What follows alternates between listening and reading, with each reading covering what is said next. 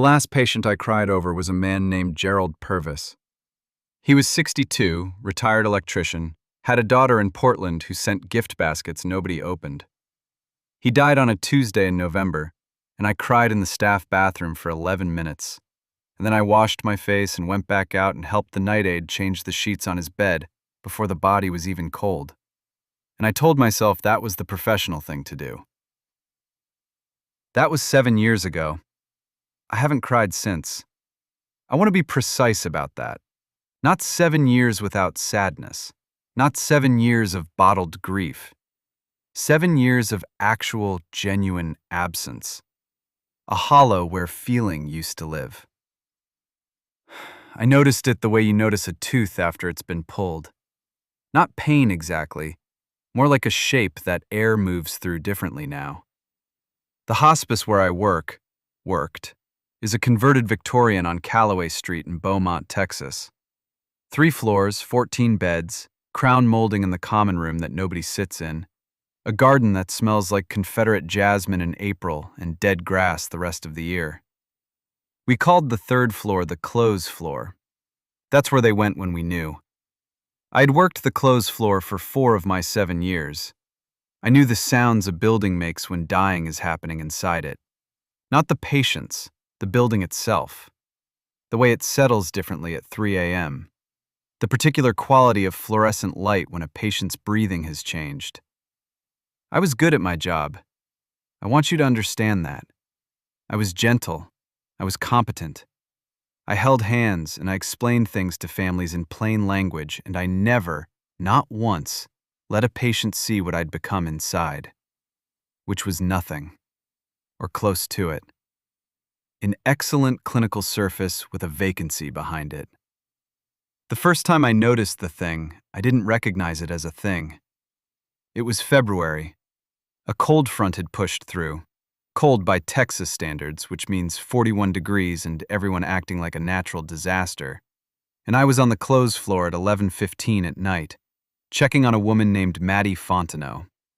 87 years old, former school teacher, had been declining for 6 days in the bed by the east window. She had outlived 2 husbands and both her children, and had a great niece in Shreveport who visited twice and then stopped. She was not awake. She had not been awake in 3 days. Her breathing had the sound I knew. The long pause, the shallow rush, the longer pause. I stood in the doorway and saw a shape in the chair by her bed. My first thought was that a family member had come in late, which happened. My second thought, arriving within the same second, was that something was wrong with the proportions of what was sitting in the chair. The way weight settles into upholstery. It wasn't settling right. The shape was there the way a reflection is there, present but not committed to presence. I turned on the hallway light so it fell across the room. The chair was empty. I went in and checked Maddie's vitals, sat with her for a while. Her breathing was easier that hour than it had been.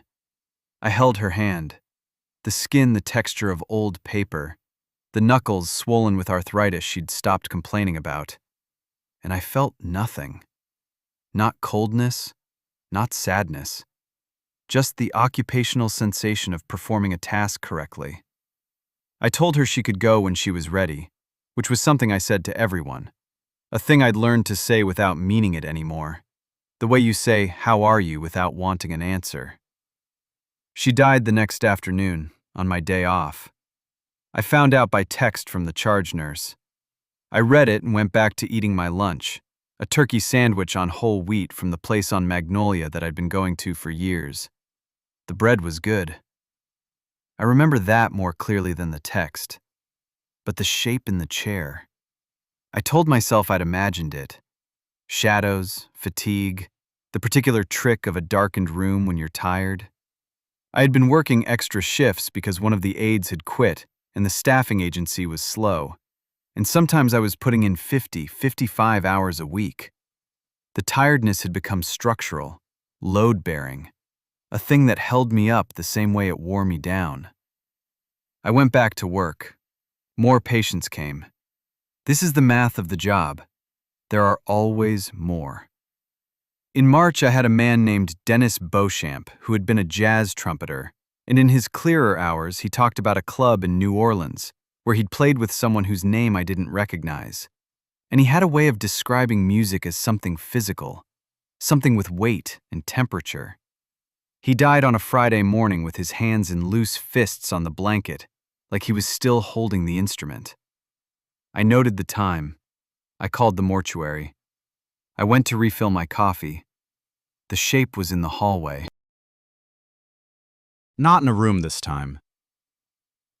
In the hallway, at the far end past the nurse's station, in the stretch of corridor where the light from the fixture near the exit door doesn't quite reach. I saw it the way you sometimes see a thing in your peripheral vision that vanishes when you look directly at it. But I looked directly at it, and it didn't entirely vanish. It was approximately person-shaped. This is the most precise description I can offer, and I have turned it over in my mind many times since. Not the shape of a person, approximately person-shaped. The way a shadow on an uneven wall is approximately person-shaped. It had a quality of being assembled rather than grown. The pieces present, but the proportions negotiated rather than settled. I stood still. The hallway smelled of antiseptic and the faint floral residue of the candles the chaplain burned in the common room. My coffee was hot in my hand. The thing at the end of the hallway was still there for perhaps 4 seconds, and then it was not. I walked to the end of the hallway and looked. Storage closet, linen cabinet, exit door with the push bar. Nothing. I wrote it in the incident log as a notation about inadequate lighting and went home at the end of my shift. I want to stop here and tell you what I should have done. I should have let myself feel something. Not for the thing, for Dennis Beauchamp, who played jazz in New Orleans and died with his hands in fists. For Maddie Fontenot, who outlived everyone she loved. For Gerald Purvis 7 years ago, for whom I cried 11 minutes and then stopped. I should have sat in my car in the hospice parking lot and let the grief accumulate and move through me the way water should move through things, not collect. But I didn't know how anymore. The mechanism had closed. There was a week in April, the jasmine blooming, that particular sweetness that is almost too much, almost sickening in its prettiness, when nothing happened. No shape, no wrongness. I slept well for 6 nights in a row, which was unusual, and I had a conversation with a new patient named Joelle Tran, a former kindergarten teacher who was 91% certain she was going to recover despite what the scans showed. And I listened to her and nodded and didn't correct her, and something flickered in me. Not grief, something smaller, something like the faint memory that grief is possible, that I used to know how to do it. I thought perhaps I was getting better. I had dinner with my sister that week at her house in Port Arthur, and she asked me how work was going, and I said fine, the way I always said, and she looked at me the way she sometimes looked at me and said, "Mari, are you okay? You seem..." And I said I was tired, and she accepted that because she loves me and because the alternative was a conversation we didn't have the language for. I drove home that night feeling something almost like warmth, the forecast of warmth, the suggestion that warmth might be coming. It was there when I got back to my apartment. I live on the 2nd floor of a building on Calder Avenue, 2 bedrooms I use one of, a kitchen where I cook actual meals because it's one of the few things I still do that requires sustained attention and care. The hallway from the front door to the bedroom is 22 steps. I know because I paced it once, in the way you sometimes count things when your mind is quiet. I turned on the living room light, and it was standing at the end of the hallway, at the bedroom doorway. And I could see it the way you see something when the light falls on it from one side only. The other side of it remained unlit in a way that had nothing to do with where the lamps were. It was not Maddie Fontenot. It was not Dennis Beauchamp or Gerald Purvis, or any of the others whose names I could list. 64 names over 7 years. I kept a record for the first 2 years before I stopped, before the keeping felt like a performance I was doing for myself. Evidence that I still cared, which is the same as evidence that I didn't. It was not any of them. But it was also, and this is the part that broke something open in my chest in a way I had not felt in 7 years. It was all of them. Not the way you might imagine, not a layering of faces or a collage of figures. More fundamental than that. More structural. It was composed from the residue of accumulated dying, the way a coral reef is composed from the residue of accumulated living. Each death compressed into something harder and stranger and more permanent than any individual death should be. And the whole of it pressed into this approximate human shape that stood at the end of my hallway and regarded me with a face that kept moving through resemblances without landing on any one of them. I saw Gerald Purvis's hands. I saw the particular way Maddie's hair had thinned at the crown. I saw Dennis Beauchamp's wide shoulders, and then I didn't. And then there was someone else, an old man I'd forgotten, a young woman whose name I was reaching for, her face almost pulling the name up from somewhere before it dissolved into something else again. It was not a haunting. A haunting belongs to a place or a person. It has a specific grief wearing a specific face. It wants a specific thing. There is a there, a personality, a history, a need that can, in theory, be met. This was not that. This was what accumulates when you let too much pass through you without letting any of it matter. This was 64 people's deaths, unprocessed and ungrieved, stored in my body the way sediment stores in a riverbed when the water moves too fast to carry it properly. And somehow the weight of that storage had taken a shape and walked out of me and was standing in my hallway, looking at me with every face I had refused to hold. I stood there and I felt my chest open, not metaphorically.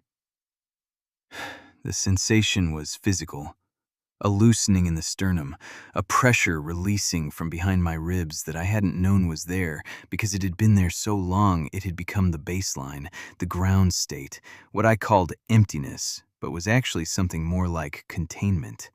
And what was contained began to move. I cried. I am not going to describe it in clinical detail. I cried for Gerald Purvis. I cried for Maddie Fontenot and Dennis Beauchamp and Joelle Tran, who died last Tuesday, by the way. Peacefully, which is a word we use that means without visible distress, which is not the same as without suffering, but is the best we can confirm. I cried for the woman whose face had almost given me her name. I cried for 64 people I had held at arm's length in the most intimate moments of their lives, because the alternative was feeling everything, and I had not known how to do both things. Feel everything, and also keep coming back every shift, keep holding the next hand, keep doing the work. And so I had chosen the work, and it had cost me all of it. The shape at the end of the hallway began to change. Not to disperse, that's not the right word. To settle. The way a body settles when it is finally, fully at rest. Each face completing its passage, each pair of hands releasing. The pressure in my chest moved through me and out, and for the first time in 7 years, it moved through me and out rather than accumulating, and the shape became less. Not nothing. I want to be precise. It did not disappear entirely. It shrank, condensed. It is smaller now, and it does not stand in my hallway anymore, which is not the same as being gone. I can feel it the way you can feel a healed fracture in cold weather. A presence that is also an absence, a reminder of damage survived. I am not working at the hospice right now. I have been speaking to someone, a therapist with an office on 11th Street, who has a white noise machine in the waiting room and who does not let me use clinical language as armor, which I resent and which is probably the point. I am learning again how to let things pass through me. I am not good at it. I don't think I will ever be good at it. But I understand now what the alternative costs. Here's what I want you to take from this. You know someone who does this work, or you do this work yourself, or you've done something adjacent to it. You've watched someone die, you've sat in waiting rooms, you've made the calls, you've held things at a distance because holding them close would have wrecked you and you had to keep functioning. You have told yourself that detachment is a skill, a tool, a form of professionalism. And in some small part, you were right. But a tool left running without maintenance becomes something else. What you don't grieve doesn't leave you. It stays. It accumulates. It takes up space. And in the space between it and the feeling you refused to feel, something begins to organize itself. I do not know if what I encountered was composed of the dead or was something older, something that exists in the category of death as a fact rather than as an event, something that has always been present in the peripheral dark of rooms where dying happens, patient as stone, waiting for a vessel that has stopped grieving to fill. I cannot answer the question of what it was. I only know what it did. And I know that when it looked at me, I could not name it. It was everyone and no one. All of them and none of them. A thing that collapsed every individual death I had cataloged and compartmentalized into something that would not be sorted. Death without a face. Death as a category. And it had followed me home because I had made myself a good container. I am not a container anymore. I am trying not to be. Tonight, wherever you are, if you feel a certain quality of stillness in a room you've just entered, a slight displacement in the air that isn't quite a draft, a shape in your peripheral vision with approximately the proportions of a person that won't quite vanish when you look at it directly, understand that it is not there for you. It is there because of what you're carrying that you haven't let yourself put down. The only thing that makes it smaller is the thing you've been avoiding. Not distance, not time. Grief. Ordinary, undignified, chest-opening grief for everything you told yourself you'd moved past. It has been waiting very patiently for you to begin.